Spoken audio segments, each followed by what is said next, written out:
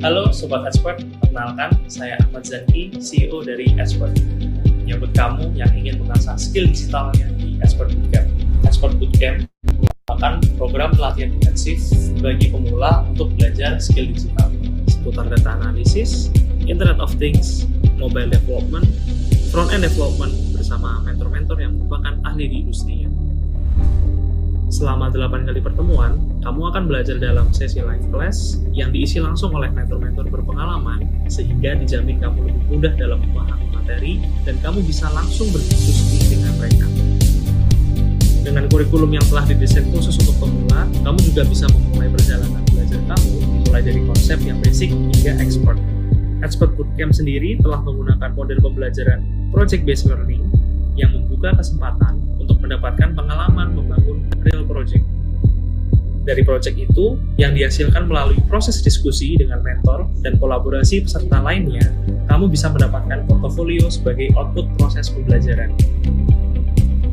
Agar dapat terus menyesuaikan dengan kebutuhan industri, Expert telah menghadirkan mentor-mentor ahli dari top companies seperti Telkom Indonesia, Accenture, Adaro Energy, Link Aja, FNBs, Catalyst, dan banyak lainnya. Sudah ada ribuan orang yang mempercayai Expert sebagai partner belajarnya dengan total lebih dari 60 batch. Ribuan orang yang sama juga telah merasakan manfaat dan fasilitas yang Expert tawarkan.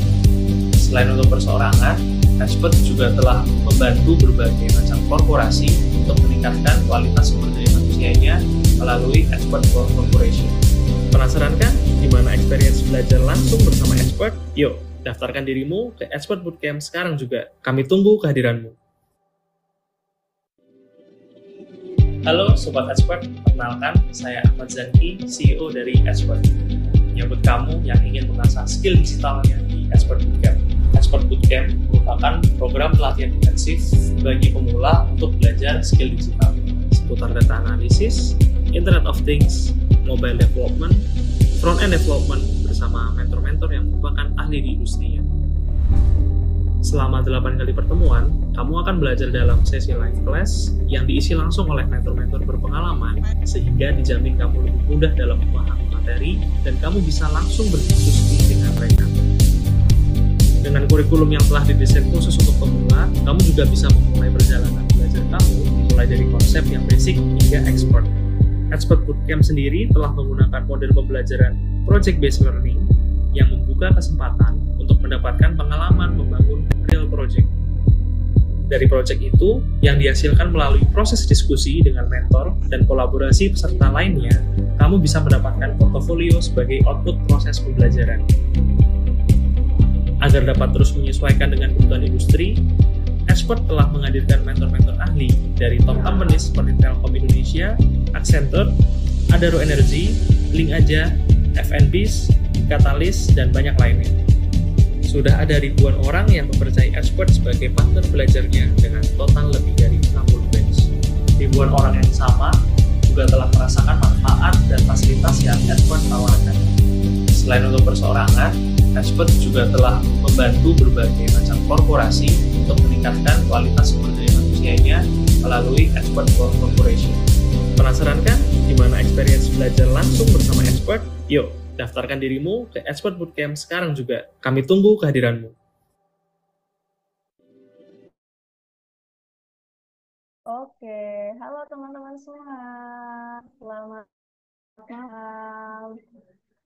Aku mau ngucapin terima kasih buat teman-teman semua yang udah gabung acara mini bootcamp kita pada malam hari ini.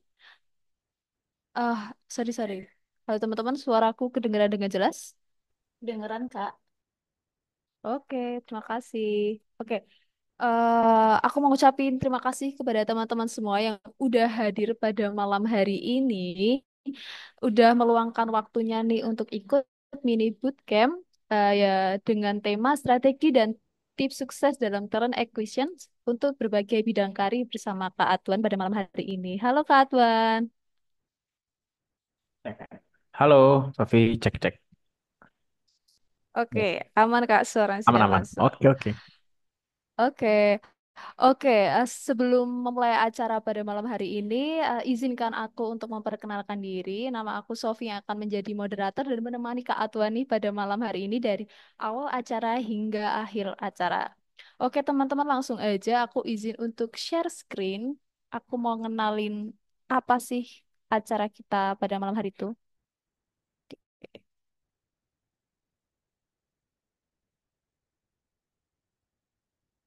Oke, siap.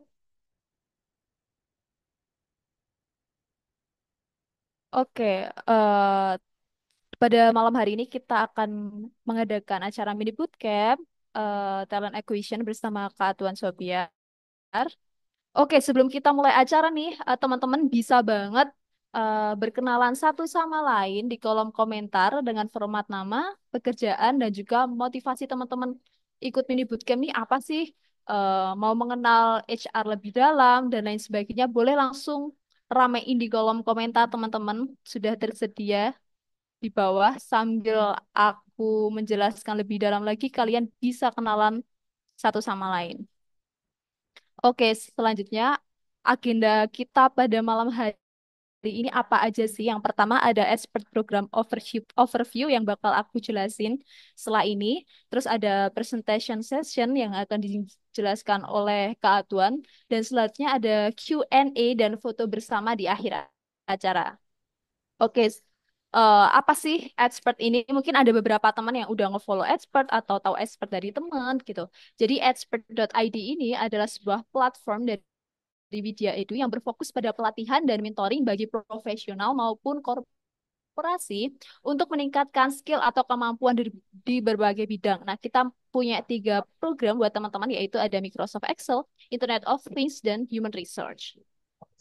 Oke, buat teman-teman juga yang pengen kepo banget tentang expert nih, kalian bisa aja cek di Instagramnya @expert atau connect di LinkedIn atau teman-teman juga bisa nih untuk cek di TikTok kita yaitu expert.id.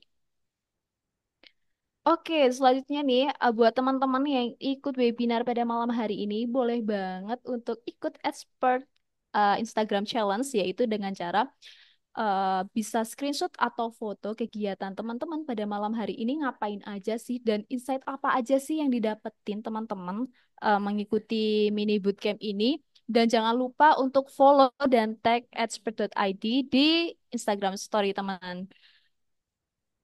Oke, selanjutnya teman-teman juga bisa ketika nanti setelah akhir acara kita bakal share sertifikat link untuk kalian mengisi presensi yang dimana nanti bakal kalian dapat sertifikat. Bisa juga nanti sertifikat teman-teman di-share di LinkedIn, connect sama kita dan jangan lupa follow dan tag Kak Atuan juga.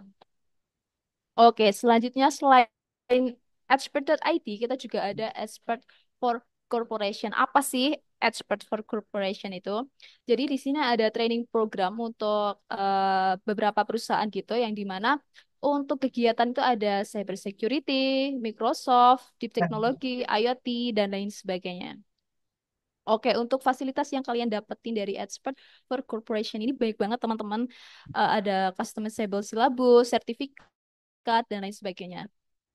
Oke, di sini ada beberapa perusahaan yang pernah menjadi klien dari Expert for Corporation. Banyak banyak banget, ada Peruri, ada PLN, dan lain sebagainya. Buat teman-teman mungkin yang sekarang ada di perusahaan, boleh banget rekomenin ke perusahaan kalian untuk bisa upgrade SDM-nya melalui Expert for Corporation.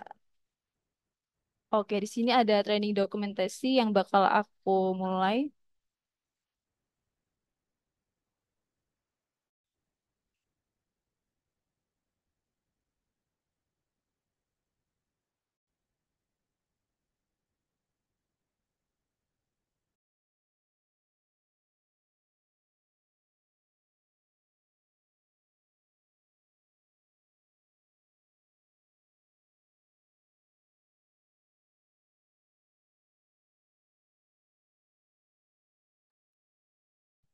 Oke, selanjutnya ini ada dokumentasi dari kegiatan Expert for Cooperation di Universitas Negeri Jakarta.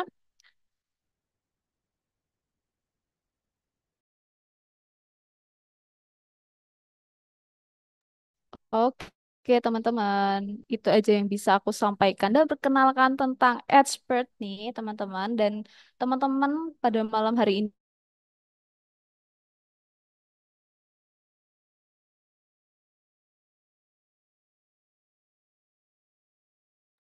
oke, buat teman-teman yang nanti mengikuti mini bootcamp ARTA pada malam hari ini, ketika sesi mini bootcamp, teman-teman bisa banget buat bertanya di pertengahan sesi gitu. Nanti kita akan bacain di akhir sesi terkait pertanyaan teman-teman dan bakal dijawab bareng sama Kak Atuan nih. Teman-teman bisa banget nih di screenshot atau di foto atau mau dibuka dulu link Mentinya boleh banget sebelum kita memulai pada acara intinya teman-teman.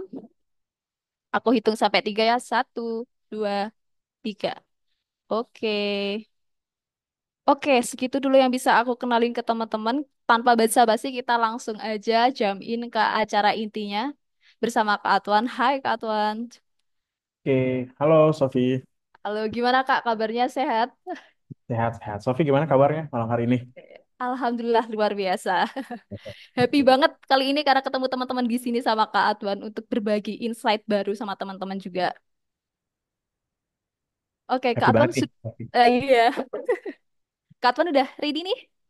Tadi, Oke, siap. Langsung aja dimulai Kak Adwan buat teman-teman bisa simak dengan baik-baik. Kalau ada pertanyaan bisa langsung aja ditanyain di menti yang udah tadi aku share. Oke, teman-teman, silahkan Kak Adwan. oke, baik. Terima kasih ya, Sofi udah dibuka sesinya. Selamat malam, teman-teman. Sangat menyenangkan ya di malam hari ini bisa ketemu dengan 190-an orang ya di malam hari ini. Harapannya di sesi malam hari ini kita bisa sharing, aku bisa sharing terkait talent acquisition dan teman-teman juga nanti jikalau ada yang ingin ditanyakan bisa ya nanti via menti yang tadi ya seperti itu. Salam kenal, aku Atuan. Saat ini kerjanya di Privi sebagai talent acquisition and business partner seperti itu. Jadi kalau secara fungsi role rekrutmen iya sama jadi rekan bisnisnya juga untuk kepala divisi kali ya bahasanya bagaimana caranya strategi HR itu bisa berjalan dengan baik, baik dari sisi rekrutmen maupun hal-hal HR lainnya. Sekilasnya seperti itu. Nah, di malam hari ini nanti kita akan mengulas ya beberapa hal tentunya terkait HR itu sendiri, apalagi terkait karir di ranah talent acquisition.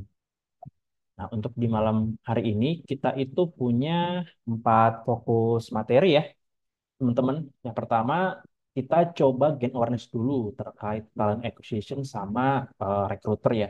Karena acap kali ada yang bilang recruiter, ada juga talent acquisition. Nah, ntar kita coba bedah fungsinya seperti apa dan nanti goals-nya posisi tersebut akan seperti apa. Karena kadang-kala mungkin teman-teman juga sempat dengar kayak HR, tapi bagiannya generalis, tapi di satu sisi dia juga menghandle rekrutmen gitu. Terus yang kedua, terkait strategi ya buat menemukan talenta terbaik. Karena kalau kita bicara terkait talent acquisition, di sini kita akan bicara juga terkait bagaimana caranya kita bisa lebih efektif ya untuk menemukan kandidat yang sesuai dengan kebutuhan perusahaan gitu. Terus nanti yang ketiga, di sini kita akan ulas terkait tips sukses mempertahankan talent. Nah, kalau kita bicara terkait talent, itu bisa jadi dua sisi ya, teman-teman. Talent ketika dia sedang menjadi seorang kandidat, dan talent ketika dia sudah menjadi seorang karyawan. Itu karena sebagai seorang talent acquisition, itu ibaratnya kita jadi penjembatan nih. Yang awalnya dia belum jadi karyawan, turns out jadi karyawan. Gitu. Terus yang keempat, terkait implementasi strategi yang efektif untuk berkarir di ranah talent acquisition. Nanti aku akan ngasih beberapa tips, terus juga mind map juga ya terkait arah karir HR itu seperti apa. Karena kalau kita bicara HR itu scope tim, entah departemen sebutannya, ataupun divisi yang sangat luas. Yang dimana nanti akan terbagi dalam beberapa function.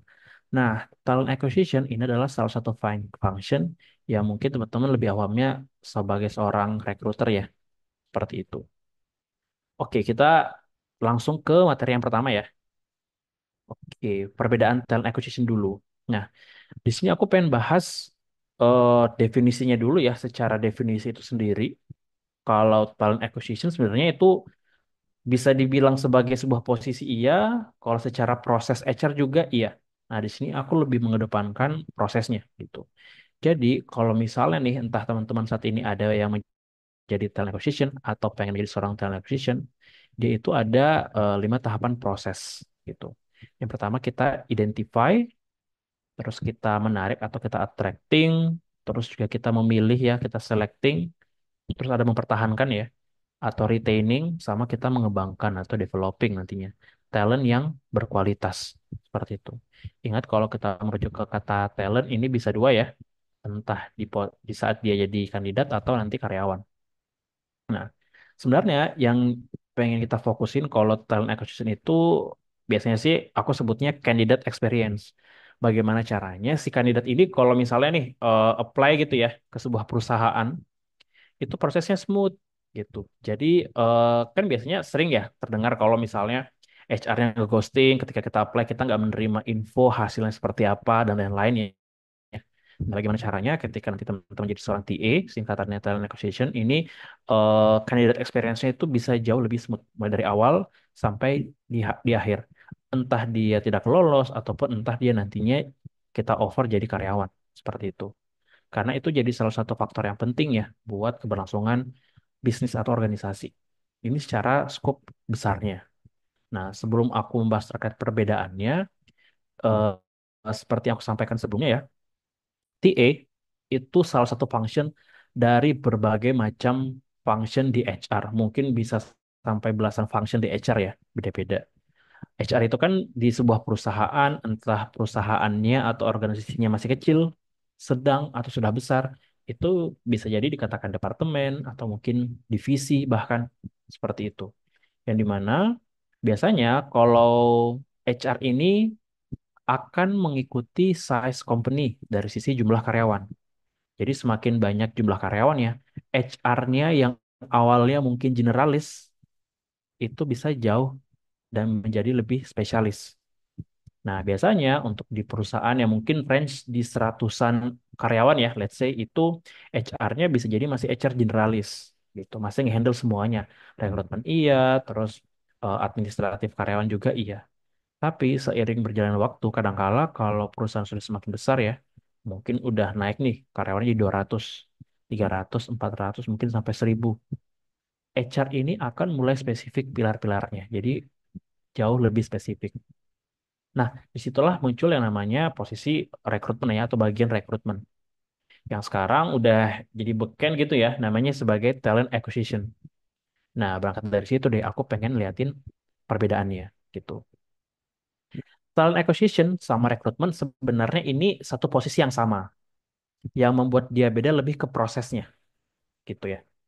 Nah, kalau secara posisi yang buat beda, kebanyakan kalau di luar sana untuk yang rekrutmen atau recruiter, ini biasanya eh, dia hanya ngerekrut sesuai dengan kebutuhan klien. Kalau teman-teman nanti coba searching ya, posisi headhunter, atau dia jadi recruitment consultant, atau dia jadi mungkin kerja di bagian BPO atau outsourcing, dia hanya mencarikan kandidat untuk kliennya, dapat di offering selesai gitu. Itu jadi lebih ke short term. Sementara kalau talent acquisition itu lebih daripada itu, dalam artian kita lebih lihat keberlangsungan kebutuhan manpower ya, atau kebutuhan karyawan ke depannya. Seperti itu. Nah, kalau secara proses, di sini kan dibilang short term ya, long term gitu. Short term ini paling mudahnya adalah untuk mengisi posisi-posisi yang turnover atau pergantian karyawannya, atau singkatnya seperti karyawannya cukup cepat resign. Itu dia di bagian rekrutmennya gitu. Let's contoh misalnya ini posisi apa sih yang short term? Misal kayak customer service, posisi sales mungkin. Terus kalau di kantor apalagi yang cukup banyak. Let's say misalnya di kantor ada punya driver, atau misalnya ada cleaning service, ada security gitu, ada office boy let's say seperti itu. Dan posisi-posisi lapangan lainnya yang sifatnya lebih ke arah operasional itu turnovernya cukup cepat, sangat diwajari sebenarnya pergantiannya atau orang resign cukup cepat ya. Karena kan biasanya perputarannya jadi cepat, jadi kebutuhannya itu harus diisi filling immediate, jadi harus diisi secepatnya. Nah, fungsi rekrutmen lebih ke arah sana. Sementara kalau talent acquisition itu lebih daripada itu. Untuk posisi-posisi kebanyakan entah yang junior ataupun yang sampai ke posisi senior level ya, ataupun managerial level dan head level, itu kita pikirin terkait apakah dia ada kebutuhannya itu sesuai dengan kebutuhan perusahaan atau tidak gitu. Nah, landscape yang pengen aku sampaikan ke teman-teman, kenapa talent acquisition jadi serius itu ya secara definisi karena kita nggak bisa terpaku hanya dengan mengisi kandidat dan selesai. Tapi kita harus melihat apakah perusahaan itu butuh atau tidak. Nah, disitulah peran talent acquisition berjalan sebenarnya. Gitu. Nah, kalau secara role, di sini dibedain ya. Biasanya kalau proses rekrutmen atau posisi recruiter itu kadangkala volume hiringnya itu jauh lebih besar. Contoh misal kayak hiring sales, entah sales lapangan atau telemarketing, customer service, itu kan volume hiringnya cukup besar ya. Karena dia sifatnya operasional untuk support bisnis perusahaan, jadi kalau ada yang resign langsung dicari. Seperti itu. Dan rata-rata kebanyakan itu entry level roles, posisi yang masih staff atau junior level lah sebutannya. Nah, sementara kalau talent acquisition itu lebih ke strategic position gitu. Strategic position yang dimana salah satu halnya juga yang cukup sulit untuk dipenuhi. Nah, tapi ada juga yang biasanya bertanya nih, berarti kalau misalnya handle entry level roles itu disebutnya sebagai seorang recruiter ya? Sebenarnya secara harfiah nggak seperti itu ya. Kadangkala talent acquisition juga bisa melakukan rekrutmen dalam jumlah massal sebenarnya. Gitu dia. Terus untuk dari sisi waktu ya. Nah, kalau proses rekrutmen atau orang-orang yang bekerja sebagai recruiter atau dia kerja di sebuah rekrutmen consultant seperti itu ya. Jadi ketika misalnya ada posisi yang kosong itu langsung diisi. Gitu. Sementara kalau sebagai talent acquisition, itu ketika ada posisi yang kosong, kita harus memastikan dulu nih, kita harus assess orang ini resign karena apa, apakah dengan dia resign dan kita mencariin penggantinya itu jadi salah satu solusi yang tepat atau tidak. Nah, jadi kita bisa berpikir sepanjang itu sebenarnya. Itu. Jangan sampai ternyata posisi yang sudah mungkin ya, let's say nih, dulu aku hiring marketing manager. Turns out setelah 6 bulan dia nggak tahan, nggak betah, resign gitu. Ketika dia resign, kita nggak perlu dan nggak harus juga secepatnya langsung cari replacementnya gitu. Kita harus assess apakah proses resignnya ini dia mengajukan resign karena satu dan lain hal atau ada hal-hal yang lain. Nah, hal itu perlu dipastikan dengan manajemen. Kan nggak sedikit kasus biasanya ketika ada posisi yang resign itu nggak melulu langsung dikerjain posisinya atau dicariin penggantinya. Nah, ringkasnya seperti ini ya teman-teman untuk perbedaan. Tapi kalau dariku terlepas dari yang ada di layar ini ya di slideshow, talent acquisition sama rekrutmen itu sebenarnya satu kesatuan. Yang membuat dia berbeda itu lebih ke prosesnya aja. Nah, itu secara proses, kalau secara posisi, nah ini bisa aku bilang orang-orang yang bekerja di sebuah konsultan rekrutmen atau firma rekrutmen ya, atau perusahaan yang menyediakan eh, jasa rekrutmen ya, yang dimana biasanya kliennya butuh apa, si penyedia jasanya ini membantukan mencari posisi. Nah, itu biasanya headhunter. Kalau talent acquisition, kebanyakan dia bekerja di internal perusahaan sendiri, gitu. Ini secara perbedaan. Nah, kita secara ini ya, cara efektif menemukan talenta ya, gitu. Kalau kita bicara terkait talent acquisition, itu kita harus lihat juga dari sisi definisi ini. Ada salah satu tulisan yang menarik dari Harvard Business Review ya. Salah satu eksekutif vice president Indeed, kalau kita lihat Indeed kan ini salah satu job platform ya teman-teman ya. Dia menyebutkan eh, hal yang menjadi tantangan sebagai seorang talent acquisition itu. Apa sih tantangannya? Itu adalah bagi kalau di talent acquisition itu ketika kita mencari talent itu persaingannya cukup ketat. Apa yang membuat dia ketat?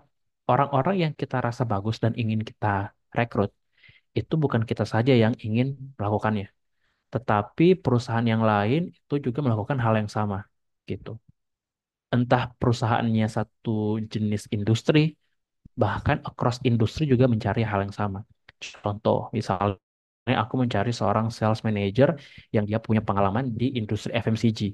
Apakah cuman perusahaan aku saja yang mencari dia? Tentu saja tidak.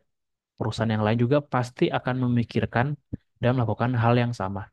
Nah, disinilah kompetisinya berjalan ya, gitu, antara satu perusahaan dan perusahaan lain ya. Bagaimana caranya dia nemuin talenta terbaik yang cocok dengan kebutuhan perusahaannya, gitu.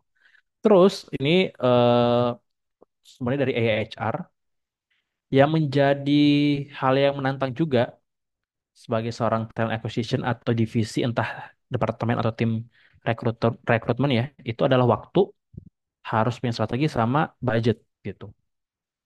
Kita menjadi seorang talent acquisition sebenarnya ibarat kayak orang sales sebenarnya. Let's say misalnya ada posisi yang kosong ya, mau nggak mau kan kita harus nge-fulfill ya. Kita harus isi posisinya tersebut. Entah nanti manajemen udah say yes buat dicari penggantinya atau tidak misalnya. Itu. Waktu ini juga bakal jadi salah satu faktor penentu. Karena salah satu rekrutmen matrix di talent acquisition itu salah satunya ada time to hire, time to fill. Nah, itu biasanya bakal dicek. Seberapa bagus sih tingkat performa seorang talent acquisition itu ketika merekrut satu posisi. That's why waktu itu sangat penting. Terus strategi. Jadi ketika kita melakukan proses merekrut ya, bahkan mungkin ini di semua posisi kali ya. Jadi strategic thinking, critical thinking itu is a must gitu. Bagaimana caranya kita harus bisa lihat posisi. Jangan sampai misal nih karena mungkin kita udah job posting, kok nggak ada yang apply cuma puluhan. Dari puluhan ini malah nggak ada kandidat yang oke atau cocok dengan requirement. Apakah kita hanya diam aja? Tentu saja tidak. Mau nggak mau kita harus putar otak bagaimana caranya kita bisa dapetin kandidat atau talenta sesuai dengan kebutuhan perusahaan. Nah, itu salah satu tantangan dari sekian banyak tantangan sebenarnya sebagai seorang talent acquisition. Terus money atau budget kali ya bahasanya gitu. Budget itu sangat berpengaruh. Kalau misalnya teman-teman contoh nih pengen menggunakan job platform tertentu, pengen menggunakan applicant tracking system tertentu, it requires budget gitu. Budget relies on companies financial gitu.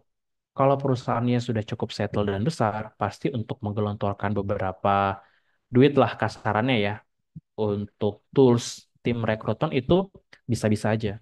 Nah, bagaimana dengan perusahaan yang masih eh, di early ya di tahapan awal itu kan biasanya kemampuan finansial belum terlalu banyak ya karena fokusnya masih ke ranah bisnis, produk ataupun ke ranah marketing gitu. Nah, di situ juga kita harus bisa ngatur strategi bagaimana caranya dengan dana yang sedemikian rupa itu kita bisa gunakan semaksimal mungkin untuk mencari kandidat yang sesuai dengan kebutuhan perusahaan gitu. Nah, kita bicara terkait strategi ya. Ini salah satu artikel juga yang ada di Lever. Lever ini salah satu applicant tracking system yang cukup tersohor dan cukup oke juga. Sering dipakai di beberapa perusahaan yang sudah besar. Seperti itu. Apa sih strateginya sebenarnya kalau kita bicara terkait HR di bagian talent acquisition? Yang pertama itu use informal outreach channel. Ketika kita cari kandidat, jangan hanya terpaku di sumber tertentu. Misalnya ini karena kita tahu cuman LinkedIn atau misalnya Jobstreet atau job portal yang lain, kita hanya berjibaku dengan sumber tertentu. Nah, sebenarnya kita bisa pakai berbagai macam channel, entah pakai sosial media, even mungkin Instagram, ataupun mungkin TikTok, atau mungkin ketika teman-teman jadi seorang talent acquisition bisa ikut job fair juga, entah job fair yang secara offline ataupun job fair yang mungkin yang secara online juga, atau bisa ikut komunitas. Nah, di situ teman-teman bisa mencari kandidat dari hal tersebut. Terus juga strateginya engage prospect with personalized messaging ya, gitu. Personalized messaging dalam artian, once ketika teman-teman sudah mendapatkan seorang kandidat, jadi bahasanya dibuat sebenarnya dibuat lebih casual itu lebih baik sebenarnya ya gitu. Jadi ketika kita berkomunikasi entah nanti di interview ataupun mungkin secara chat gitu profesional tetapi tetap santai gitu. Jadi biar nggak terlalu kaku lah bahasanya gitu. Terus juga kita refine kandidat searching kuota ya gitu. Dalam artian seperti ini. Ketika kita job posting, sometimes mungkin yang apply itu bisa jadi ada 500-an. Apakah 500 itu kita akan cek semuanya? Nah, di beberapa strategi tim talent acquisition, sometimes ada yang ngecek semuanya, sometimes mungkin 20% aja dulu dicek. Gitu. Kalau dari 20% yang dicek itu sudah ada kandidat yang oke, kandidat yang lainnya itu akan disimpan, di-keep sebagai talent pool. In case di suatu saat ada kebutuhan yang sama, kita coba approach dari kandidat yang sudah ada dulu. Itu dia. Terus prioritas kandidat experience. Nah, ini yang seperti yang aku sampaikan tadi ya, teman-teman ya. Sebisa mungkin segala jenis tahapan yang ada dalam proses rekrutmen harus ada hasilnya dan diinformasikan gitu. Karena kasihan ya kandidatnya juga nungguin hasilnya. Ketika nungguin hasilnya kita nggak informasiin itu kan jadi moral burden ya gitu untuk talent acquisition-nya ya. That's why kan biasanya sering terdengar ya HR-nya ghosting, nggak diinformasiin hasilnya. Nah kita kita coba menghindari hal tersebut gitu. Automate core recruitment process. Nah, ini kalau kita bicara automate, kita bicara budget ya. Kalau perusahaannya sudah settle dan bisa menggunakan job platform yang sudah ada fitur ATS-nya itu jauh lebih better. Tapi kalau tidak ada, sesimpel pakai Google Spreadsheet pun itu cukup sebenarnya.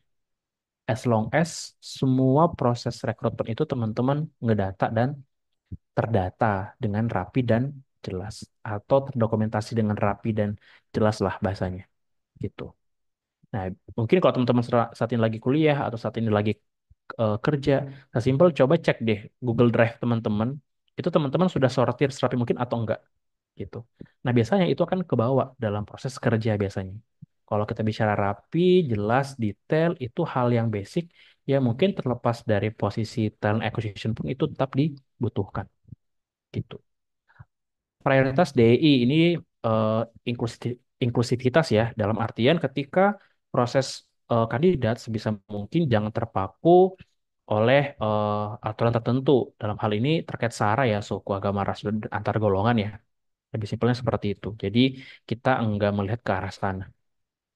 Leverage analytical to scale hiring. Nah, seperti yang aku sampaikan tadi, ketika teman-teman punya data proses rekrutmen, sesimpel pakai Google Spreadsheet deh gitu. Itu sebenarnya sudah bisa dipakai untuk menarik atau menganalisa data performa hiring teman-teman sebenarnya. Entah melihat performa secara keseluruhan, bahkan bisa sampai melihat performa secara mendetail gitu.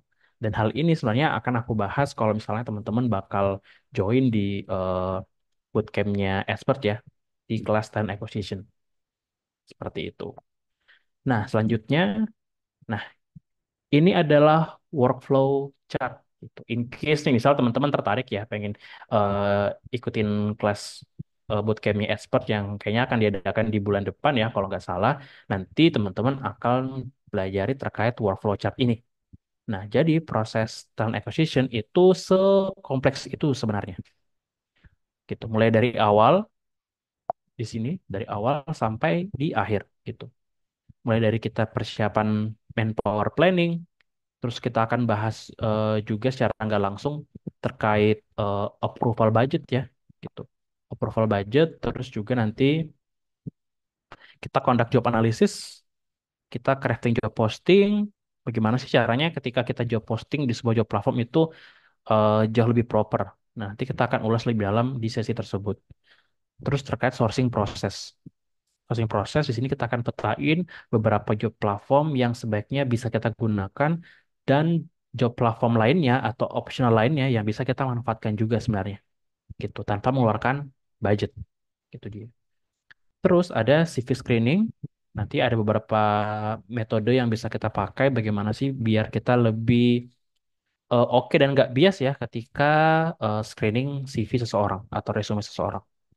Bagian selection test, HR interview, prosesnya. Kita akan deep dive di sini juga terkait proses interview. Proses offering, user interview, persiapan dokumentasi buat offering, proses referensi cek, terus aku ngasih highlight juga terkait salary calculation atau perhitungan gaji. Karena di beberapa momen atau di beberapa perusahaan juga, seorang talent acquisition itu menjadi tanggung jawabnya juga itu untuk menawarkan gaji ke kandidatnya. gitu. Nah, ketika kita menawarkan gaji, kita juga harus paham cara perhitungannya gitu. Itu dia. Terus nanti kita akan gain awareness juga terkait proses onboarding karyawan baru sampai pada akhirnya dia bakal kembali ke user. User di sini adalah seseorang, entah dia posisinya manager atau head yang membutuhkan sebuah posisi gitu ya. Seseorang yang dimana entah itu posisinya memang lagi kosong karena orangnya resign atau posisinya ini baru seperti itu. Ketika dia request, kita bantu sampai akhirnya orang yang dia request itu bakal balik ke dia lagi.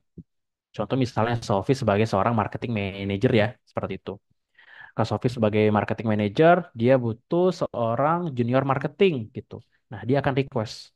Kita akan bantu provide dengan sedemikian rupa workflow-nya sampai pada akhirnya request-nya Kak Sofi itu bakal nyampe ke dia gitu. Let's say misalnya ini kandidatnya adalah Zahra ya gitu. Zahra ini kandidat yang kita proses dari berpuluh-puluhan kandidat yang kita seleksi seperti itu. Zahra kita seleksi mulai dari awal sampai akhir dan dia bakal ketemu dengan usernya yaitu si Sofi. Nah, ini kan satu proses rangkaian ya teman-teman ya. Bagaimana caranya ketika nanti teman-teman itu bakal ngerekrut nggak cuma satu posisi, bisa 3 atau 5 posisi. Mungkin satu posisi tersebut masih dalam tahap budget approval, satunya lagi screening, posisi satunya lagi HR interview dan lain-lain. Nah, terkait skill time management juga itu works. Terus cara kita menentukan sebuah pilihan atau decision making models itu nanti kita akan ulas lebih dalam dan tajam nantinya.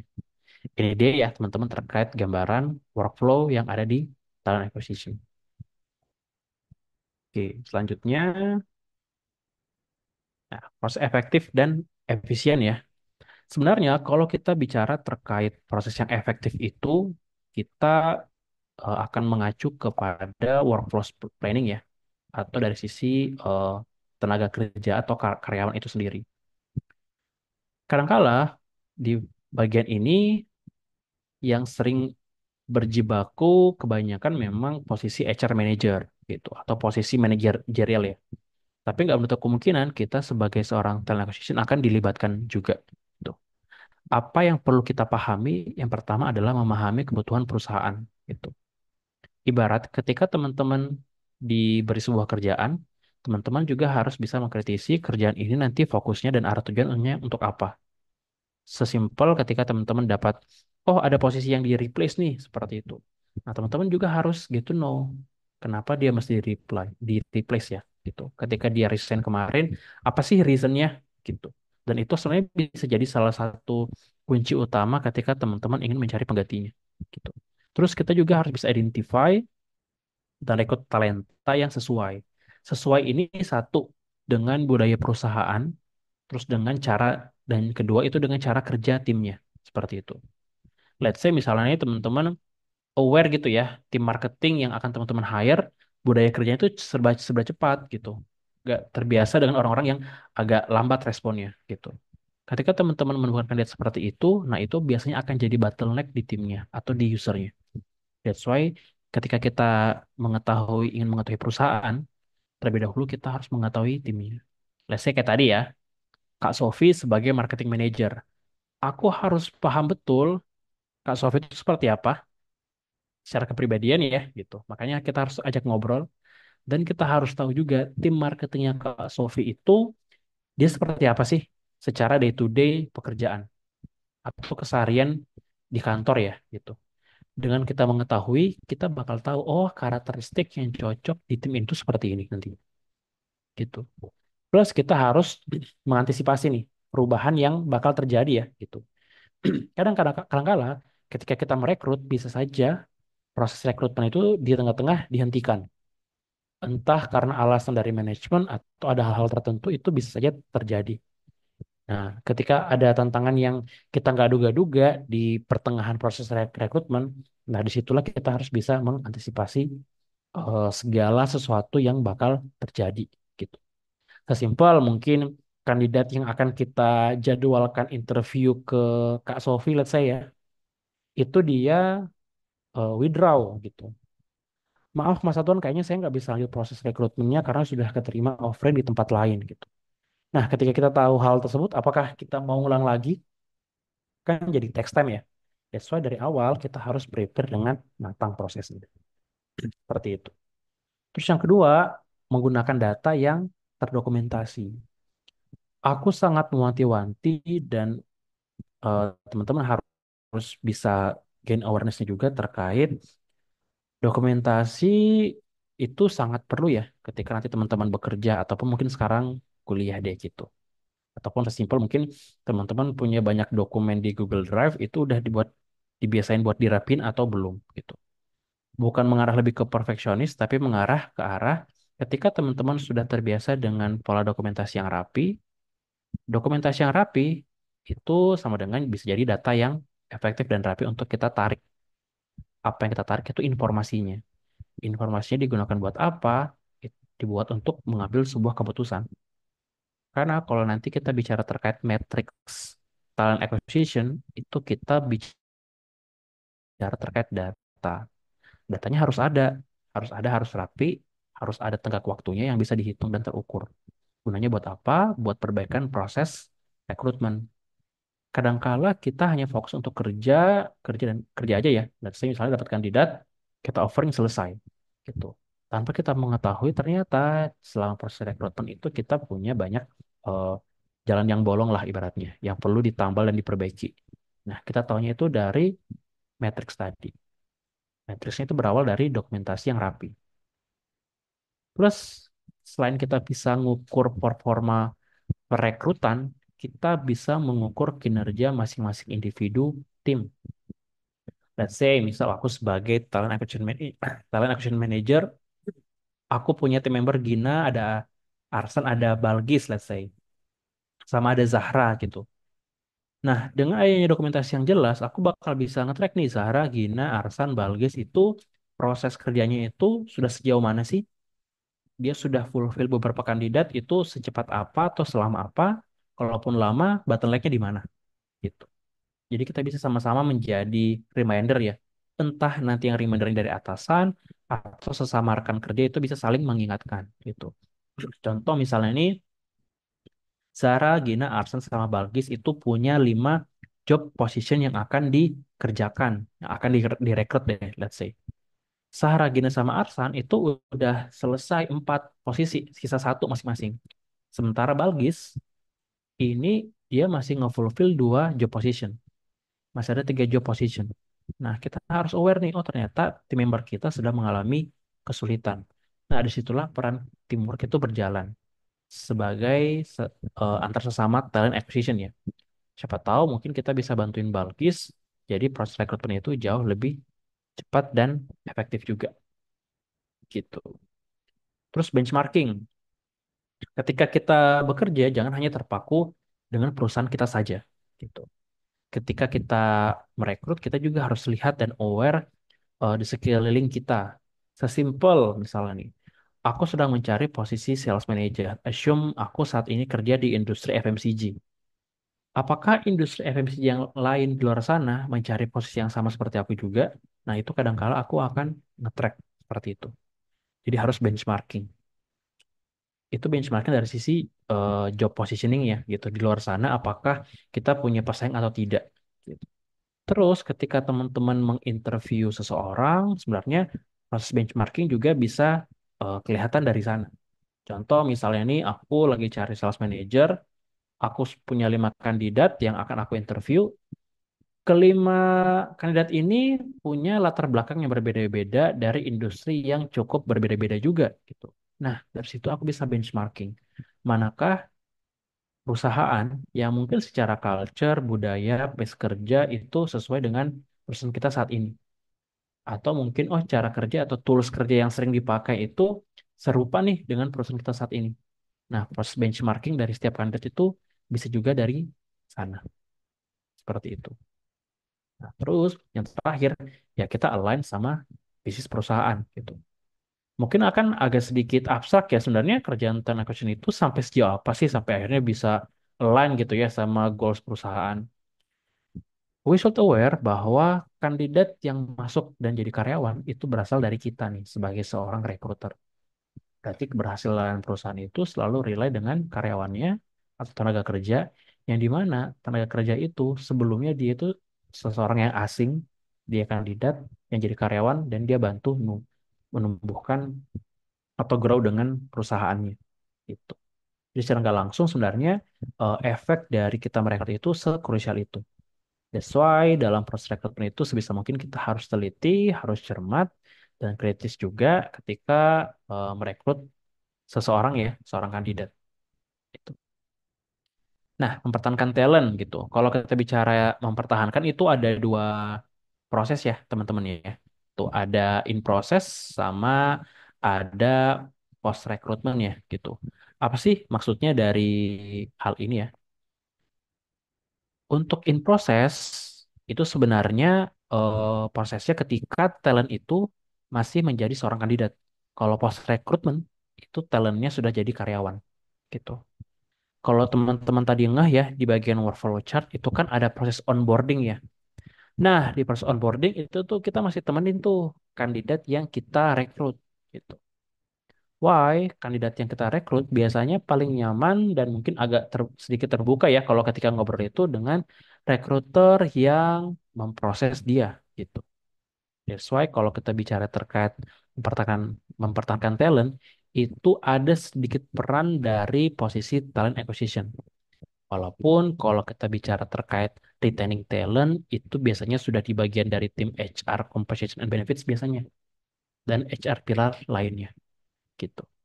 Nah, kita bicarain in process dulu ya. Dari tulisan di artikel Robert Walters ya, Robert Walters ini dia firma rekrutmen atau rekrutmen consultant juga soalnya, penyedia jasa ya untuk merekrut seseorang. 90% kandidat itu eh, affect their decision buat accept atau reject offer itu dilihat dari apa? Dari rekrutmen experience-nya gitu. Bayangin kalau misalnya rekrutmen experience-nya itu kurang begitu baik, informasinya lama lama sekali ya gitu hasilnya. Kalau toh pun lama sebenarnya kita bisa informasiin lebih dini cuman karena kita kelupaan, kita nggak recon kandidatnya. Nah, itu akan membuat keputusannya itu bakal terima atau enggaknya itu di sana sebenarnya. Bahkan sebelum kita ngirimin offering letter gitu. Terus biasanya kalau misalnya kandidatnya punya proses yang cukup nyaman, pasti 58% itu mereka akan terima pekerjaan tersebut. Karena dia merasa di welcoming nih dalam proses rekrutmennya gitu. Terlepas nanti dari dia sudah punya tawaran pekerjaan yang lain, nah itu dia bisa mengkonsider hal tersebut gitu. Terus ada juga nih dari majalah Forbes ya, some information atau informasi yang sedikit pun itu jauh lebih baik daripada nggak ada informasi sama sekali gitu. Makanya kan sering banget tuh ya bertebaran di ghosting dan lain-lainnya. Itu sebisa mungkin aku sangat menghindari. Kalau sebisa mungkin teman-teman juga harus menghindari hal tersebut ya. Apalagi teman-teman yang sudah bekerja di ranah HR bagian rekrutmen gitu. Ketika interviewnya pun mungkin jadwalnya delay, usernya ngasih hasil lolos atau enggaknya ketika user interview juga lama, itu harus kita informasiin juga. Seperti itu. Bahkan dia pun mungkin nggak lolos dalam tahapan seleksi tertentu, kita juga harus infokan. Gitu. Makanya trik yang biasa aku pakai ketika proses rekrutmen berjalan, lebih baik kita juga open ke kandidatnya untuk dia nge-reach out kita sebagai seorang talent acquisition untuk menanyakan hasilnya. Biasanya ketika aku interview, aku info ini ke kandidatku bahwa Mas Mbak, hasilnya kurang lebih akan 1 sampai 2 minggu ke depan tergantung dari jadwal user ya untuk mengkurasi hasilnya. Tapi tidak ada salahnya ketika ingin follow up hasilnya ini di 1 minggu ke depan, feel free aja buat reach out aku di WhatsApp nantinya gitu. Jadi kandidatnya juga nggak akan sungkat buat nanya hasilnya, kita juga akan dibantu kandidat untuk ngerimain gitu ya. Mungkin saking banyaknya kerjaan tim rekrutmen ini, kadang-kala biasanya silap lah gitu, kesilap jadi lupa gitu ya untuk menyampaikan hasil interview kandidat gitu. Nah, kalau kita bicara terkait candidate experience ini ya, ada 10 step yang teman-teman bisa perhatikan ya. Jadi pertama job description juga itu harus direview secara berkala. Jangan pakai job description yang lama. Job description itu better di-review entah 6 atau setahun sekali ya, melihat dengan kondisi real pekerjaan posisi tersebut di waktu itu. Terus buat proses rekrutmen itu jauh lebih simple, jadi tidak bertele-tele. Jangan sampai teman-teman udah mintain data kekaryawanan kayak ijazah, SKCK, terus apalagi eh, medical check up dan lain-lain itu di awal gitu. Banyak beberapa proses rekrutmen udah mintain data sana sini, padahal dia belum tentu keterima ya gitu. Justru di awal itu kita buat prosesnya jauh lebih seamless dulu. Even ada administratif, dibuat lebih seamless lah. Nanti kalau dia keterima, baru kita require beberapa dokumentasi untuk di offering. Gitu. Step ketiga, be transparan dengan hiring prosesnya. Lebih ke arah informasi yang tadi ya. Pun ketika usernya belum ngasih hasil, karena mungkin lagi sibuk ya, mungkin karena kerja, nggak apa-apa. Kita tetap info ke kandidatnya, mohon maaf untuk hasilnya agak sedikit delay dari waktu yang sudah ditentukan, karena saat ini user belum memberikan feedback. Mohon ditunggu untuk hasilnya, gitu. Tidak apa-apa nanti jikalau ingin follow up lagi di 3 atau 4 hari mendatang, seperti itu. Jadi kita berusaha lebih transparan. Terus provide destination contact person ya. Jadi kalau contact person sebisa mungkin seorang talent acquisition itu ibarat kayaknya punya satu nomor lagi buat rekrutmen ya gitu. Contoh misalnya aku punya nomor sendiri untuk kerja personal, terus ada nomor tersendiri juga untuk reach out kandidat. Jadi lebih better dan nggak kecampur ya informasi atau pesan yang masuk gitu. Terus step kelima, help candidate prepare gitu. Gak ada salahnya teman-teman ngasih highlight, tips and trick ketika nanti user interview gitu. Jadi buat mereka seakan-akan kita itu memberikan semangat secara nggak langsung ya dengan memberikan tips apa sih yang mesti dipersiapkan ketika kamu mau user interview. Nah biasanya kalau ketika aku ringman ke kandidat itu nggak ada salahnya buat pelajarin lagi terkait produk perusahaan, terus kira-kira posisi ini sumbangsi yang bisa kamu berikan itu apa saja itu nggak apa-apa. Kita bisa support kandidat dari sisi situnya. Gitu.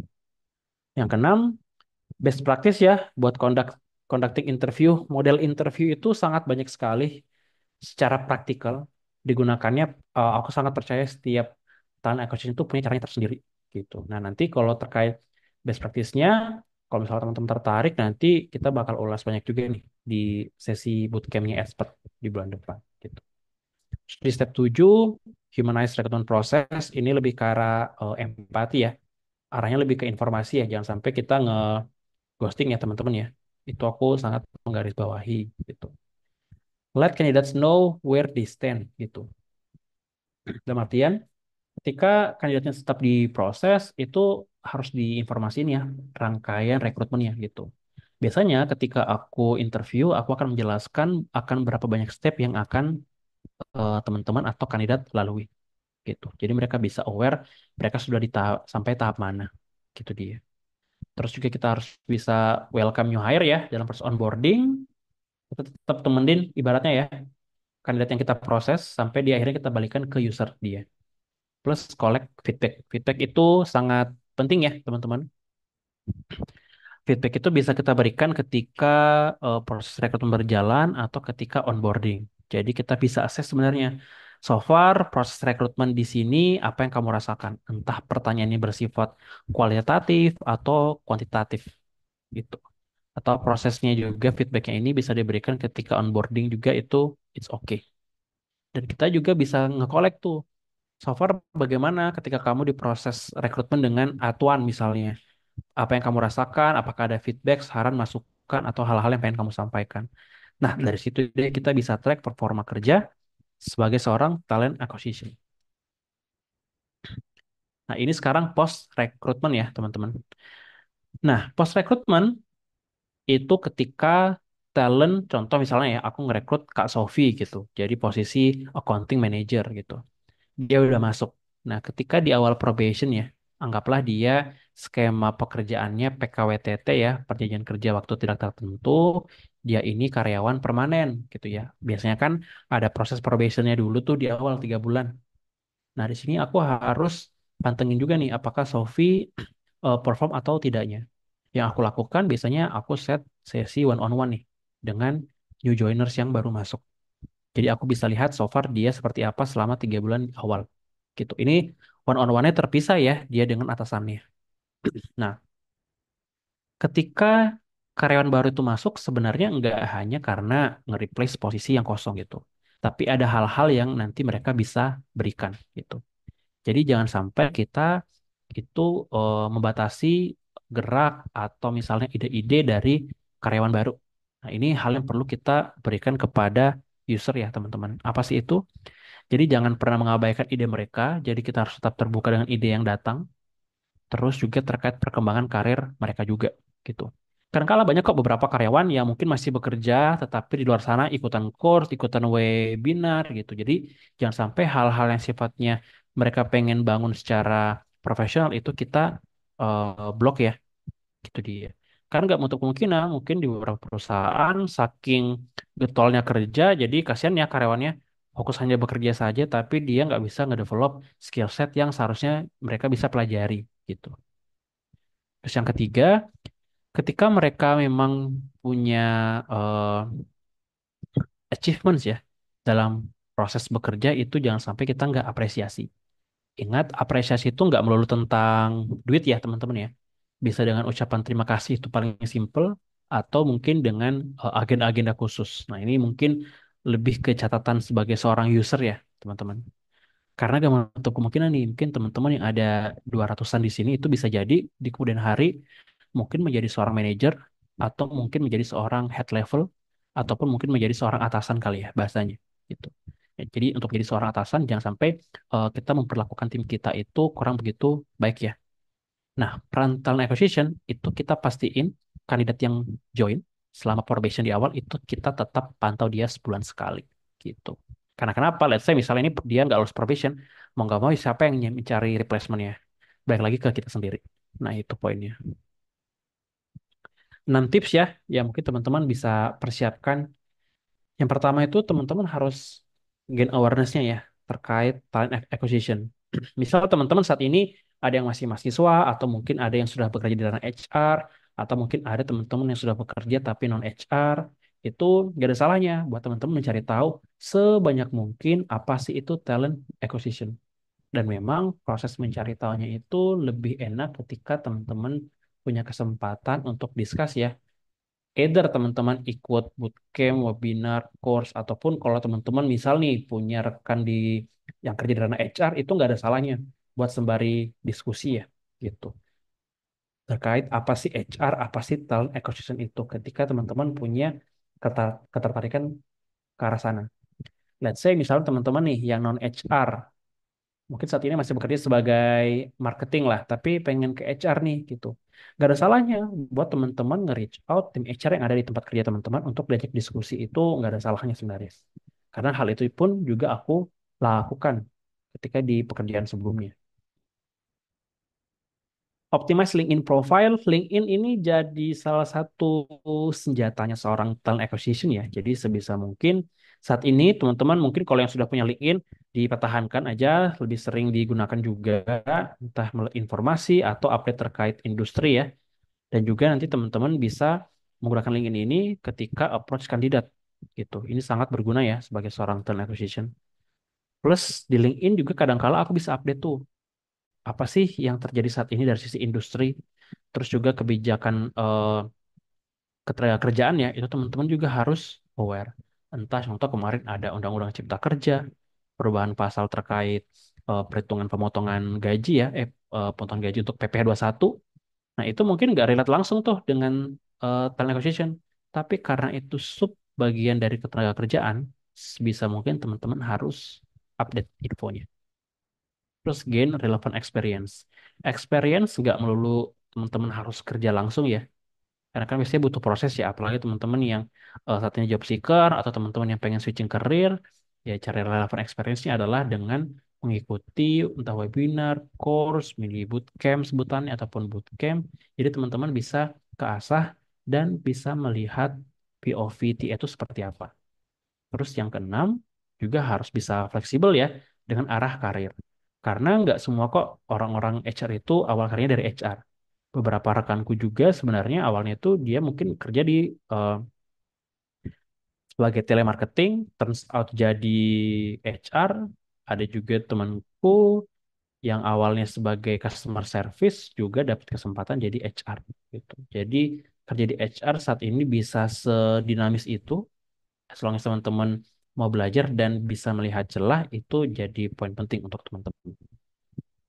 Nah, ini dia ya yang aku dapetin dari HR. Saat ini masih cukup relevan ya informasi posisinya. Jadi untuk HR sebanyak ini ya, teman-teman kalau misalnya bisa dilihat gitu.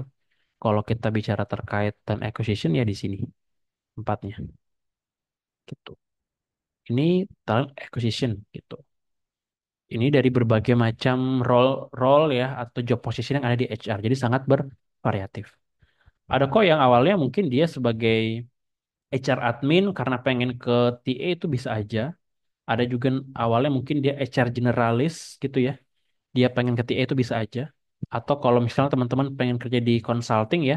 Nah, ini ada nih headhunter yang seperti aku sampaikan tadi. Yang kerja relies on client ya. Nah, ada juga mungkin yang senang kerja ngerekrut untuk klien juga ada. Tapi ya dia pengen move ke internal company juga bisa tuh. Jadi inilah adalah gambaran posisi HR sebanyak itu. Nah, biasanya posisi HR bisa jauh lebih sebanyak ini. Kalau apa? Kalau perusahaannya itu dari sisi jumlah karyawan semakin banyak. Gitu. Biasanya kalau karyawan sudah 200 mau ke 300, pasti pilar HR-nya semakin jauh lebih spesifik. Kenapa? Semakin banyak karyawan, permasalahan semakin kompleks. Jadi karena banyak kan sebenarnya manusia ya. Karena manusia kan tempatnya buat salah juga, kadangkala ada lah intrik-intrik di kantor dan hal yang lainnya. Nah, itu biasanya kalau HR-nya sedikit pasti akan kesulitan gitu. Nah, ketika HR-nya semakin spesialis, ada yang udah bergerak di ranah industrial relation, ada yang mungkin yang spesifik ke kompensasi, ada yang spesifik ke bagian tax dan payroll, ada yang fokusnya ke talent acquisition, ada yang fokusnya nanti ke HRBP. Nah, itu udah mulai makin spesifik mengikuti kebutuhan atau keberlangsungan perusahaannya. Gitu. Itu dia ya, teman-teman untuk materi di malam hari ini sebagai pemanasan ya untuk kita semua harapannya teman-teman bisa dapetin intisari ya dari materi malam hari ini. Gitu dia Kak Sofi, aku balikin lagi nih ke Kak Sofi silahkan. Alright. Terima kasih banyak Kak Atwan sudah berbagi ilmu yang insightful kepada teman-teman. Eh di sini teman-teman mungkin yang mau switch karir sebagai HR atau saat ini sebagai staff HR, mungkin teman-teman bisa tadi disimak dan kalau teman-teman misalkan pengen tahu lagi atau pengen mengulang materi, nanti recordingnya bakal di-share oleh kita ya. Oke, eh, untuk Kak Atuan, terima kasih atas materi yang sudah diberikan. Mungkin Kak Atuan bisa istirahat sejenak untuk nanti kita kembali ke sesi Q&A bersama Kak Atuan. Terima kasih, Kak. Oke, selanjutnya bagi teman-teman nih yang pengen ngerti dan pengen tahu atau memperdalam HR, kalau di HR tuh berkarirnya gimana sih? Nanti dimulai dari apa sih? Eh, ini bakal dijelasin sama Kak Krisna. Apakah Kak Krisna sudah ada di sini? Halo Kak Krisna. Halo Kak, Halo, oke teman-teman di sini untuk bagaimana sih cara kita memperdalam ilmu HR, peluang terjun karirnya gimana, gajinya berapa, itu bakal dijelasin semuanya, dikulik sama Kak Krisna. Oke, Kak Krisna sekarang sudah siap untuk menjelaskan dan berbagi ilmu kepada teman-teman? siap Kak Sofi aman. Oke, oke untuk Kak Krisna, waktunya dipersilahkan. Boleh dibantu untuk share screen-nya ya?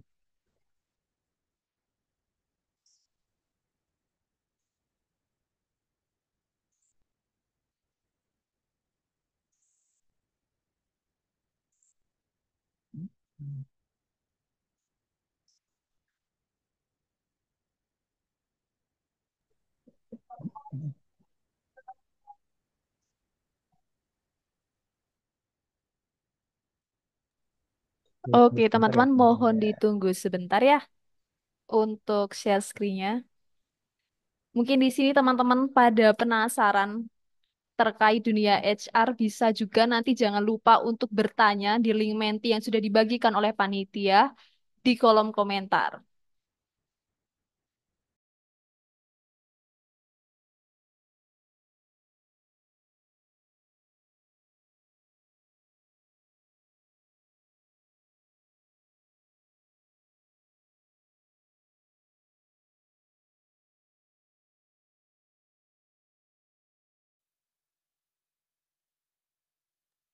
Oke, mungkin share screen-nya sudah kelihatan. Waktunya Kak Krisna untuk mengambil alih sesi kali ini. Silakan Kak Krisna.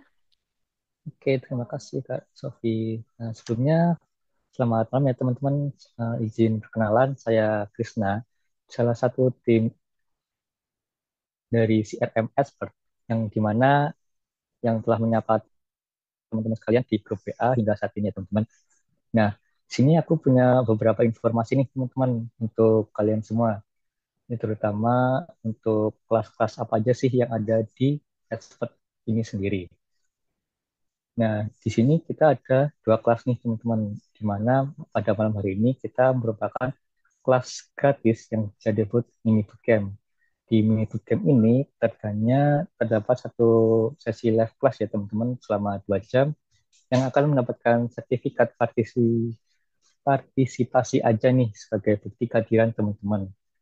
Nah, dalam mini bootcamp hari ini, teman-teman hanya mendapatkan materi basic aja nih sebagai pengenalan untuk dunia HR Talent Acquisition ini yang telah disampaikan oleh Kak Adwan sendiri. Di mana Kak Adwan telah mention nih bahwa dunia HR Talent Acquisition ini ranahnya jauh lebih banyak daripada dunia job position yang lainnya. Nah, teman-teman nggak usah khawatir juga untuk teman-teman yang ketinggalan atau ingin belajar lagi tentang materi pada malam hari ini, teman-teman akan mendapatkan akses rekaman untuk teman-teman yang bisa buka, yang akan diproses kurang lebih 7 hari kerja ya teman-teman. Nah, kemudian di sini ada kelas intensif bootcamp, di mana kelas ini berbayar ya teman-teman, meskipun berbayar, namun fasilitas yang didapatkan lebih banyak nih teman-teman. Salah satunya itu live kelasnya lebih banyak yang sekiranya 8 hingga 18 kali sesi live class. Kemudian teman-teman akan mendapatkan sertifikat resmi yang telah diakui Kementerian Ketenagakerjaan, di mana sertifikat ini bisa teman-teman gunakan untuk mendaftar kerja atau sebagai nilai tambah gitu teman-teman untuk di mata perusahaan yang teman-teman daftarkan. Kemudian materi yang akan diajarkan di dalam intensif bootcamp ini udah disesuaikan nih teman-teman sesuai standar kompetensi kerja nasional Indonesia. Jadi teman-teman nggak usah khawatir bahwa akan materi yang akan disampaikan dalam intensif bootcamp nanti gitu teman-teman. Kemudian uh, dalam intensif bootcamp ini akan terdapat sesi praktikum serta konsultasi langsung bersama mentor terkait portofolio yang akan teman-teman dapatkan ketika intensif camp ini berakhir. Dan teman-teman juga bila ada keberhalangan hadir atau tidak join dari salah satu kelas, teman-teman juga akan mendapatkan materi dan rekaman kelas seumur hidup nih teman-teman yang akan dikirimkan 1 hari setelah kelas malamnya.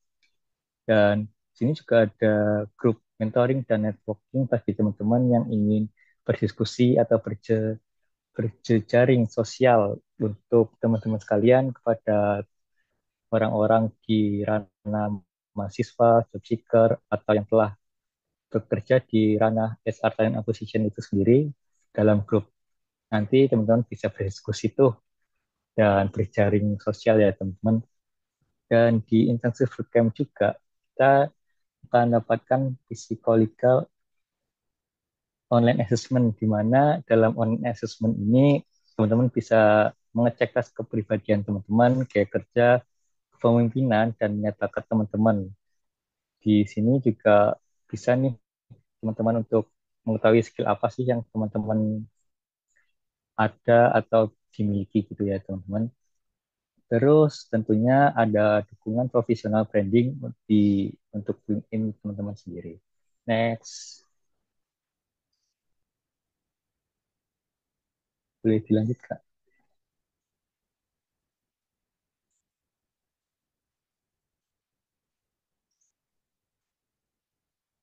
Nah, di sini aku punya data nih teman-teman yang merupakan kenaikan pertumbuhan dunia kerja di tahun 2018 hingga 2022.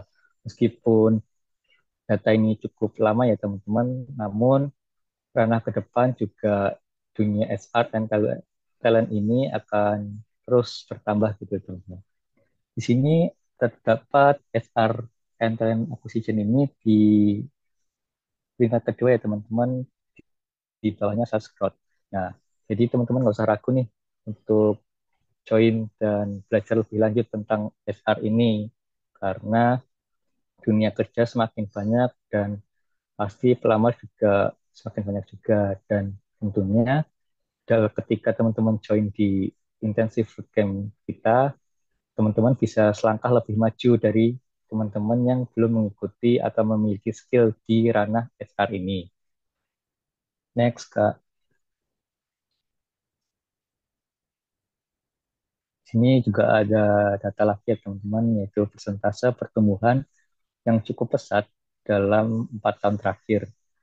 Di mana yang telah Kak Adwan mention tadi, bahwa dunia SR itu job position-nya lebih banyak dan sekiranya emang banyak banget ya temennya. Teman kalau dilihat tadi, dan di sini ada salah satu job position di HR, yaitu Talent Acquisition Associate, yang merupakan salah satu job position tertinggi nih teman-teman di dunia kerja. Jadinya teman-teman yang ingin karir atau mendalami dunia HR bisa nih join di intensive camp ini. Next, Kak. Nah, siapa aja sih yang bisa join untuk intensive camp ini? Nah, untuk para fresh graduate atau mahasiswa bisa banget nih join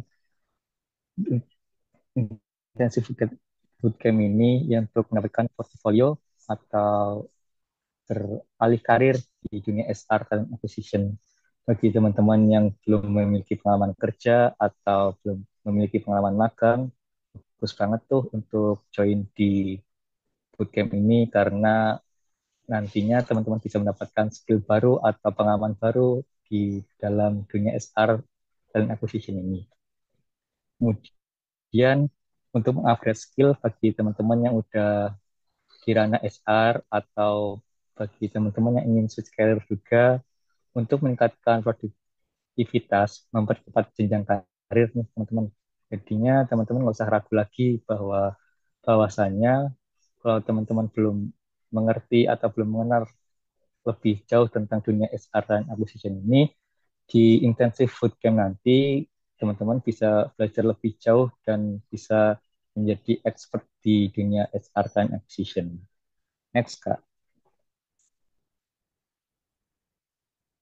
Nah, ini kelas terdekat kami akan diadakan pada 14 Oktober 2024 ya teman-teman, yang akan dipandu oleh mentor-mentor kita, yaitu Kak Adwan sendiri dan Kak Ambun Savana yang merupakan HR Supervisor di Broiler.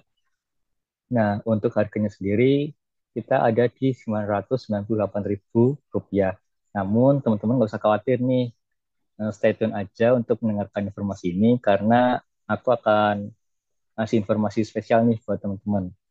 Di bootcamp ini tentunya banyak banget manfaatnya yang akan teman-teman dapatkan, seperti yang udah aku spill di awal tadi, yang di sesi live class selama 8 kali, sertifikat yang telah diakui kementerian, serta kurikulum yang sesuai SKKNI, online assessment, group mentoring, project-based learning, portfolio, professional branding, dan akses materi seumur hidup teman-teman. Dan manfaat yang teman-teman akan dapatkan ini merupakan materi basic ya teman-teman. Jadi teman-teman nggak usah ragu atau bimbang bagi teman-teman yang belum mengerti atau belum jauh di ranah SR talent acquisition ini, teman-teman bisa mempelajari dari awal gitu teman-teman. Salah satunya manfaat dari mengikuti kelas ini yaitu mengembangkan pengetahuan pada SR and talent acquisition yang komprehensif, kemudian menyelaraskan talent strategis dengan tujuan perusahaan, lalu meningkatkan kemampuan dalam searching dan proses seleksi, lalu meminimalisir bias dan meningkatkan kemampuan pengambilan keputusan, dan terakhir mengimplementasikan proses perekrutan berbasis data atau data driven talent acquisition. Next, Kak. Nah, bootcamp ini sangat direkomendasikan bagi teman-teman yang telah berada di ranah entry level HR staff, entusias, talent acquisition spesialis, job seeker, mahasiswa, dan teman-teman yang belum mengerti HR sendiri bisa banget nih join di bootcamp ini karena materi-materi kita udah apa ya standar gitu di dunia kerja, jadi teman-teman akan mendapatkan yang lebih best gitulah. Dan teman-teman bootcamp ini akan diadakan selama 2 kali selama seminggu, yaitu di hari Senin dan Kamis di pukul 19.30 hingga 21.30 waktu Indonesia bagian Barat, yang akan dimulai pada 14 Oktober mendatang ya teman-teman. Dengan materi yang akan teman-teman dapatkan yaitu di pertama Introduction to HR and Talent Acquisition, Defining Talent Needs and Strategy, Sourcing Strategies and Practices, Screening and Selection, Advanced Sourcing Strategies, Behavioral Interview and Assessment, kemudian Selection Strategies and Decision Science, kemudian terakhir Metrics Driven Talent Acquisition. Jadi materi-materi ini udah standar kompetensi kerja nasional dan pastinya materi ini tidak akan jauh dari ranah kinerja ke depannya nih teman-teman. Next Kak. Ini beberapa contoh portofolio yang akan teman-teman dapatkan nih ketika final project dan mengakhiri kelas di bootcamp HR Talent Acquisition yang akan mendatang nih. Next Kak. Dan ini contoh sertifikat yang telah diakui Kementerian Ketenagakerjaan. Dalam sertifikat tersebut juga udah ada logo serta akses yang bisa dicek di kementerian ya gitu ya teman-teman. Next Kak. Dan pada bootcamp nanti teman-teman juga belajar tools assessment iGrowth yang bakal dijelasin hingga ke reportnya oleh Kak Mun sendiri sebagai praktisi HR sebagai buat assessment kandidat. Next Kak. Nah, ini beberapa testimoni dari alumni yang telah mengikuti bootcamp SR Talent Acquisition yang bisa saya bacakan salah satunya teman-teman. Itu dari Kak Nafrizal Riyadi Bor. Saya merasa lebih lengkap sebagai seorang profesional setelah mengikuti bootcamp ini karena materi yang diajarkan sangat relevan dengan industri dan mentornya juga sangat kompeten. Kak Nofrizal ini sebagai TA analisis di Angkasa Pura Logistik ya teman-teman. Next Kak. Nah, di sini ada komparasi intensif bootcamp SR dan acquisition versus bootcamp yang lainnya. Di mana bootcamp expert ini menang unggul nih teman-teman dari segi harga, mentoring, serta bonus online assessment. Di mana di bootcamp expert kita mampu hanya mengeluarkan investasi 300 ribuan saja bisa mendapatkan benefit yang banyak nih teman-teman. Thanks Kak. Nah, ini informasi yang sangat spesial bagi teman-teman, khususnya bagi teman-teman yang join mini bootcamp pada hari ini. Diskon ini bisa teman-teman dapatkan nih hingga 70%, di mana di harga awal tadi aku bilang 998.000 dan kini menjadi 299.000 saja. Dengan mengeluarkan budget 300.000, teman-teman bisa mendapatkan benefit yang cukup banyak dan manfaat yang sangat lebih dari mini bootcamp ini. Dan kuota ini cukup terbatas ya teman-teman. Teman-teman bisa hubungi aku melalui nomor yang tertera dengan cara mengetik SR spasi TA di nomor 0878 1808 7147. kuota ini cukup terbatas untuk 10 orang saja ya teman-teman. Jadi teman-teman yang tertarik dan ingin mendalami lebih jauh dari dunia HR Talent Acquisition bisa segera hubungi apa aja nih teman-teman yang telah dibantu di kolom komentar oleh para operator ya teman-teman. Jadi jangan lewatkan nih teman-teman promo yang cukup bagus untuk teman-teman dapatkan dan teman-teman pelajari itu next Kak. Nah, mungkin teman-teman yang masih ragu atau ingin belajar lebih lanjut tentang dunia SR Talent Acquisition, bisa nih gabung bersama kami di Intensive Bootcamp SR Talent Acquisition bersama Kak Adwan dan Kak Embun Savana yang akan diadakan di 14 Oktober mendatang dengan harga yang cukup luar biasa dan spesial diskon nih untuk teman-teman yang hadir pada malam hari ini.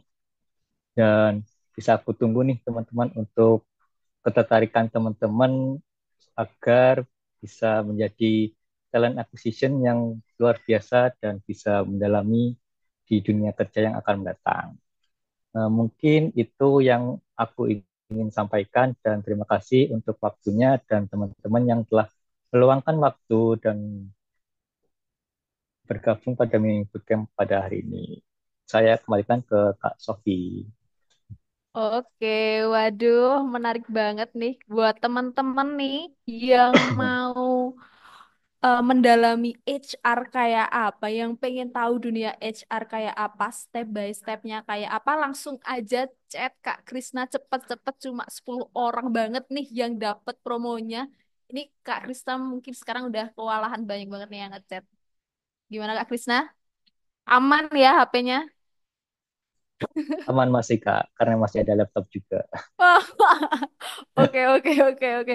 Oke, Kak Krisna, terima kasih atas waktunya. Boleh banget sekarang Kak Krisna untuk menjawab chat dari teman-teman nih. Dan teman-teman buruan banget langsung aja chat Kak Krisna. Untuk linknya udah ada di kolom komentar dan cuma 10 orang dan itu cepat-cepatan ya teman-teman. Langsung aja buruan cek cek cek cek cek cek cek. Oke Kak Krisna, terima kasih atas Terima waktunya. kasih Kak Sofi. Oke, dapat ilmu dari Kak Aduan udah tadi ya di materi dan step by stepnya gimana untuk teman-teman bisa lebih mendalami tentang HR juga udah disampaikan Kak Krisna. Sekarang waktunya yang ditunggu teman-teman mungkin yaitu tanya jawab bareng Kak Aduan. Halo Kak Aduan, sudah Oke, ready untuk menjawab? oke. Ayo kita gaskan nih Kak Sofi. Oke, kita gas. Oke, tadi aku lihat pertanyaan dari teman-teman ada 30 pertanyaan dan banyak banget Kak. Gimana nih kita? Oke, Apa kita pilih aja pilih nih aja nih. 3 pertanyaan? Boleh 3 pertanyaan nih. Oke. Mungkin dari Kak Atuan sudah ada Oke. pilihan pertanyaan. Oh, hmm. Nah ini yang dari Farhan kali ya. Oke, Oke, ini oke, dulu ya. oke. Ada pertanyaan dari Kak Farhan atau Kak Farhannya ada di sini? Iya, siapa tahu Mau Farhan ber, ada di sini. iya boleh banget bertanya langsung ke Kak Atuan nih. Mungkin lebih mudah loh tektokannya. Halo Kak Farhan, apakah Anda di sini? Ah, belum. Dan nih di chat. Hmm, ada. Oke. Apakah Kak Farhan mau open mic untuk bertanya langsung? Ah, mungkin Kak. Oke, belum bisa. Oke, kita langsung aja deh Kak. Oke ya. Oke. Kita baca dan kita jawab nih. Farhan, sebenarnya aku Mm-mm. langsung ya Farhan ya. O- Kita jadi HRTA itu kalau misal open recruitment ya, pas tahap screening, jadi screening CV ya, Farhan ya. Banyak kandidat yang tidak memenuhi kualifikasi, apakah perlu dikabari apabila tidak lolos. Oke, saran aku perlu dikabari ya Farhan ya gitu. Tapi tergantung nih proses screeningnya nanti apakah Farhan melalui job platform tertentu atau misalnya nih dia apply via email kan ada juga ya seperti itu ya. Jadi mau gak mau harus manual ya. Jadi saranku tetap eh, diinformasin ya kalau dia tidak lolos. Itu dia. Nah ini jadi hal yang penting ya buat Farhan dan teman-teman. Jadi mau di screening CV ataupun di tahap manapun, entah di HR interview, user, itu tetap akan diinformasikan ya Farhan ya. Gitu. Semoga menjawab ya Farhan. Oke, kalau bagi aku sudah menjawab banget nih. Mungkin Kak Farhan juga memiliki hal yang sama nih. Oke, next kita, mari kita mencari pertanyaan-pertanyaan itu, Kak Atuan. Kita Boleh, coba ya. scrolling lagi. Coba ke bawah boleh. Hmm, Hmm. boleh Kak Atuan pilih. Pilih mana yang karir. Banyak banget ini Kak, Ya banyak pusing nih ya. boleh. Mundur. Teman-teman excited banget nih untuk terjun di Nih, dunia HR berarti. Mana Kak? izin bertanya terkait reference check, cuman nggak ada namanya ya, nggak apa-apa ya. Oh, nggak apa-apa. Menarik ini Oke, nih. let's Oke, go. bertanya ya terkait reference check. Untuk yang fresh graduate itu lebih baik atau bisa mencantumkan siapa yang bisa dijadikan reference ya. Oke. Nah, banyak beberapa CV atau resume yang pernah aku lihat mereka sudah mencantumkan nomor reference checknya di CV atau resume. Saranku itu jangan ya teman-teman ya. Karena apa? Karena data diri seseorang, baik itu sifatnya nama, nomor telepon, email, alamat pun sebenarnya itu kan data pribadi, data privasi ya. Jadi kalau reference check itu teman-teman berikan ketika sudah diminta oleh tim rekrutmen gitu. Jadi kalau di CV nggak perlu cantumin nomor referensinya gitu. Nah, reference check itu memang acap kali dilakukan ya, terlepas dia fresh graduate ataupun mungkin sudah punya pengalaman kerja sebelumnya. Kalau dia sudah punya pengalaman kerja sebelumnya, biasanya proses reference check ini entah ke atasan sebelumnya, atau mungkin ke rekan kerja, atau mungkin ke orang-orang yang pernah kerja bareng dengan dia. Nah, gimana kalau fresh graduate? Fresh graduate itu bisa dosen pembimbing, itu bisa kalau dosen pembimbingnya berkenan ya, karena kan biasanya mereka agak sibuk ya, tapi kan karena proses rekrutmen itu harus cukup cepat. Kalau misalnya si referee-nya belum bisa, itu bisa digantikan dengan teman entah yang sempat kerja atau project bareng. Sesimpel mungkin kalau masih ada KKN di KKN atau misalnya ada project bareng di kampus, entah di organisasi, event kampus itu pun nggak ada masalah sebenarnya. Gitu. Jadi kita lebih ke justifikasi. Jadi kalau dicantumkan sebaiknya atasan teman-teman, kalau di kampus ya, kalau pernah ikut organisasi dan rekan kerja teman-teman.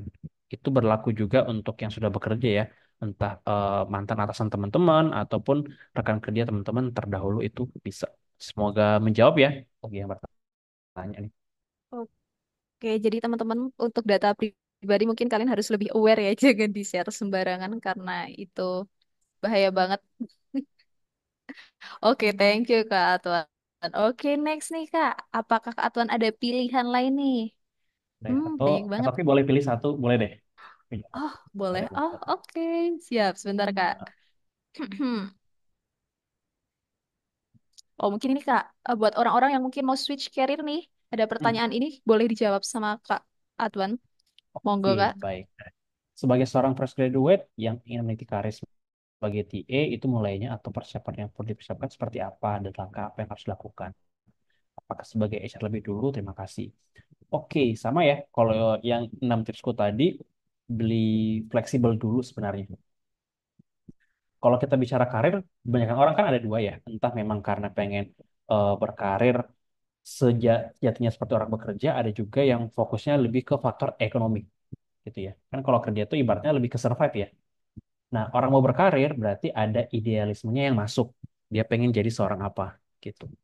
Nah, kadang-kala kan biasanya bertabrakan tuh idealisme sama pengen mencukupi kebutuhan finansial ya atau ekonomi ya teman-teman.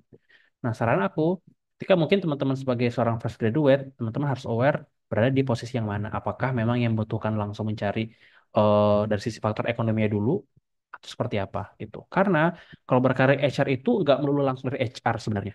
Bisa dari berbagai macam cara gitu. Tapi kalau fresh graduates dan ada kesempatan, preparationnya pasti banyak macam hal ya, entah ikut course, mini bootcamp atau hal-hal yang relevan lainnya itu perlu seperti itu. Terus kalau ada kesempatan untuk internship dulu, itu jauh lebih better. Kan biasanya kan internship rata-rata memang bukannya untuk teman-teman yang semester akhir ataupun fresh graduate ya, gitu. Ada juga nih mungkin yang switch career, dia sudah bekerja gitu. Contoh misalnya bekerjanya sebagai seorang temanku ya, dia customer service gitu. Sudah beberapa tahun di perusahaan tersebut, ternyata ada kesempatan untuk internal hiring. Kadangkala di sebuah perusahaan itu ada namanya internal hiring. Jadi kita tuh nggak ngepost di luar, tapi kita coba tawarin orang-orang yang ada di dalam dan mau untuk diproses. Nah, kebanyakan rekan-rekanku yang switching ke HR itu karena proses internal hiring. Jadi rekomendasi dari dalam. Kenapa? Karena biasanya kalau pengen switching karir itu untuk cari di eksternal itu bisa-bisa aja. Tapi teman-teman juga harus fully aware ya bahwa yang mendaftar itu nggak cuma teman-teman. Nah, peran yang paling atau yang paling berpotensi itu sebenarnya dari internal hiring itu sendiri gitu.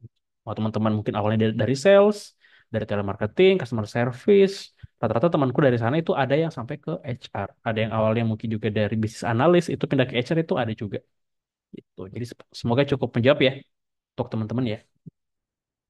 Oke, jadi gitu teman-teman. Jadi buat teman-teman yang mau switch career, nggak ada kata terlambat buat teman-teman terjun nih di dunia HR gitu ya, Kak Tuan ya. Nah, Oke, commute Kak Sofi, sorry. aduh maaf teman-teman ini maaf ya teman-teman commute nggak denger. Saya ulangi lagi aja. Oh ya Kak Adwan, mungkin satu lagi pertanyaan, tapi aku merangkum ada beberapa pertanyaan nih dari teman-teman gitu. Kalau misal mau jadi HR itu, apakah harus dari jurusan atau prodi tertentu atau bisa dari mana aja nih? Oke, sebenarnya bisa dari mana aja karena FYI aku jurusannya akuntansi by the way. Aku akuntansi jadi HR seperti itu. Pilar HR itu bisa masuk dari beragam macam jurusan. Memang basicnya itu pasti dari psikologi ya. Kalau teman-teman udah dari psikologi, apalagi yang PIO ya, yang industri, itu pasti udah punya chance karena udah belajar lebih dulu.